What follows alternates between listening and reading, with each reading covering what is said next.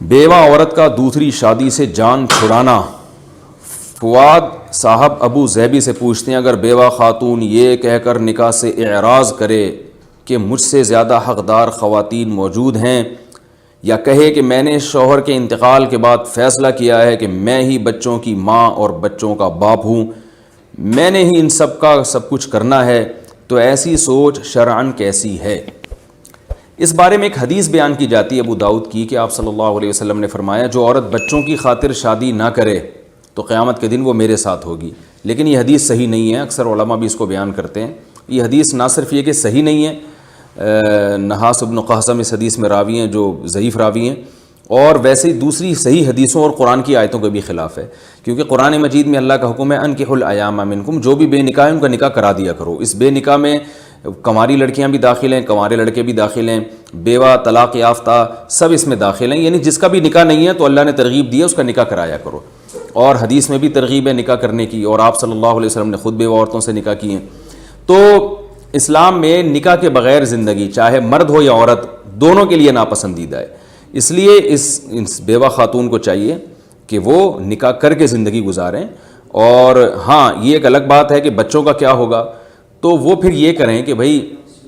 ایسے مرد سے نکاح کریں جو ان کے بچوں کو بھی ایکسیپٹ کرنے کے لیے تیار ہو۔ اگر ایسا مرد ہی نہیں مل رہا اور پھر یہ سمجھتی ہیں کہ میں بچے چھوڑ کر جاؤں گی تو میرے بچوں کا کیا بنے گا، تو پھر ایک بہرحال ایک عارضہ ہے۔ ایسی صورت میں اگر یہ نکاح نہ بھی کریں تو بھی کوئی حرج نہیں ہے، کیونکہ بچوں کو بالکل رلا دینا اور ان کو سرپرست لیس کر دینا ان کو، یہ تو بہرحال ان کے لیے نقصان دہ ہے۔ تو بچوں کا کوئی سرپرست بھی نہیں ہے اور کوئی سرپرست بننے کے لیے تیار بھی نہیں ہے، اس بیس پر اگر یہ خاتون نکاح نہیں کرتی تو پھر امید ہے کوئی حرج نہیں ہے، بشرطے کہ ان کو کسی قسم کے گناہ کا خطرہ نہ ہو۔ بعض دفعہ خاتون کو رشتے آ رہے ہوتے ہیں، اس کو نکاح نہیں کرتی، بعد میں رشتے نہیں آتے، اور ان میں بھی اللہ نے ایک جنسی خواہش رکھی ہے، اور مردوں کو جب پتہ چلتا ہے یہ بیوہ عورت ہے اور اس کا کوئی میاں نہیں ہے تو وہ مردوں کی ہوس کا نشانہ بھی بن سکتی ہیں۔ تو اگر ان کو مستقبل میں کسی بھی قسم کے فتنے کا اندیشہ ہے، جو کہ اس کا بڑا خطرہ ہوتا ہے، تو اس لیے پھر ایسی صورت میں بھی ان کو چاہیے کہ پہلے اپنی عفت اور پاک دامنی کا انتظام کریں اور نکاح کریں۔ رہا یہ مسئلہ کہ جی دوسری خواتین جو ہے نا وہ پہلے کر لیں اور مجھے گویا قربانی دے رہی ہیں دوسری خواتین کے لیے، تو یہ قربانی شریعت میں پسندیدہ نہیں ہے۔ جو بھی نیکی کے کام ہوتے ہیں نا اس میں اللہ نے حکم دیا کہ خود پہل کرو، تو اس لیے آپ دوسری خواتین کو چھوڑ دیں۔ آپ کو چاہیے کہ آپ یہ بیوہ خاتون ہیں ان کو چاہیے کہ یہ پہلے اپنی فکر کریں، دوسری خواتین کا اپنا مقدر ہے، آپ کا اپنا مقدر ہے، تو بہرحال ترجیح اسی کو ہے کہ نکاح کر کے زندگی گزاریں۔ لیکن اگر واقعی کوئی فتنہ ہو، میرے کو کوئی اچھا رشتہ ہی نہیں مل رہا ہو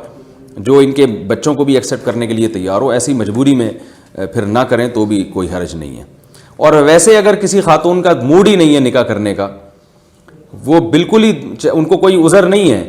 لیکن بس وہ نہیں، ان کی خواہش ہی نہیں ہے، اللہ نے ان میں نکاح کی خواہش ہی نہیں رکھی، وہ نہیں اس ٹینشن میں پڑنا چاہتی ہے، تو یہ اللہ کی رحمت، لیکن وہ اس کو ٹینشن سمجھ رہی ہیں اور وہ ہنسی خوشی زندگی گزار رہی ہیں اور ان کو کوئی خطرہ بھی نہیں ہے، تو بھی یاد رکھیں نکاح کی شریعت میں ترغیب ہے لیکن پھر واجب نہیں ہے۔ تو ایسی خاتون بھی نکاح نہ کر کے گناہ گار نہیں ہوں گی۔ ہاں، افضل ان کے لیے بھی یہی ہے کہ وہ نکاح کر کے زندگی گزاریں۔ خلاصہ یہ نکلا کہ گناہ کا خوف ہے تو نکاح کرنا واجب ہے، گناہ کا خوف نہیں ہے تو واجب نہیں ہے لیکن سنت مؤکدہ ہے، اور اگر بچوں کے تباہ و برباد ہونے کا خوف ہے پھر نہ کریں شادی۔